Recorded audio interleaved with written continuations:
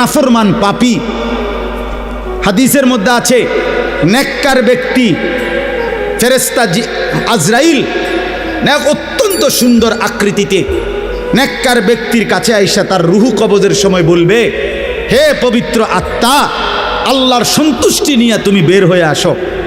আল্লাহ রসুল সাল্লাল্লাহু আলাইহি সাল্লাম বলেন, কোনো পাত্র থেকে পানি যেভাবে ঢেলে দেয় এইটা যেরকম আরামসে পড়ে যায় বের হয়, আল্লাহর কসম নবীজি বলেন নেককার ব্যক্তির রুহুটা মালাকুল মউত আজরাইলের হাতে এরকম আরামসে চলে আসে।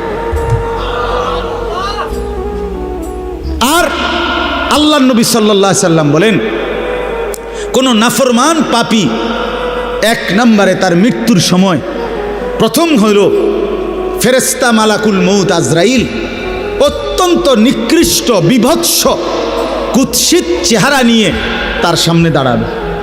আমার কাছে আরবি কিতাব আছে, ইমাম কুরতুবির কিতাব আত-তাযকিরা, এই কিতাবের মধ্যে আছে ইব্রাহিম আলাইহিস সালাম একবার আজরাইলকে বলছিল, আজরাইল, কোনো নাফরমান পাপী ব্যক্তির যে সময় জান কবজ করো তখন তুমি যেই চেহারা নিয়ে তার সামনে দাঁড়াও ওইটা আমার একটু দেখাও।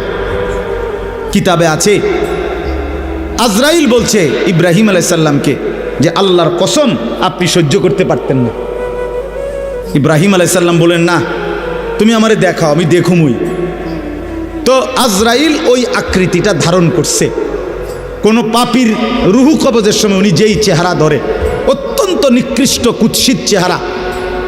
তো কিতাবে স্পষ্ট আছে, ইমাম কুরতুবী বলেন ইব্রাহিম আলাইহিস সালাম চিৎকার দিয়া বেহুশ হয়ে গেছে। লম্বা সময় পরে হুঁশ আসার পরে উনি চোখের পানি ফেলে আল্লাহকে বলছে, আল্লাহ, তোমার কোনো নাফরমান বান্দা পরবর্তীতে কবরের আযাব, হাসরের আযাব, জাহান্নামের আযাব আর কিছুই লাগবে না, শুধু কেবল আজরাইলের এই বিভৎস চেহারার যদি একবার দেখে তার 60 বছরের নাফরমানির শাস্তির জন্য এটাই যথেষ্ট।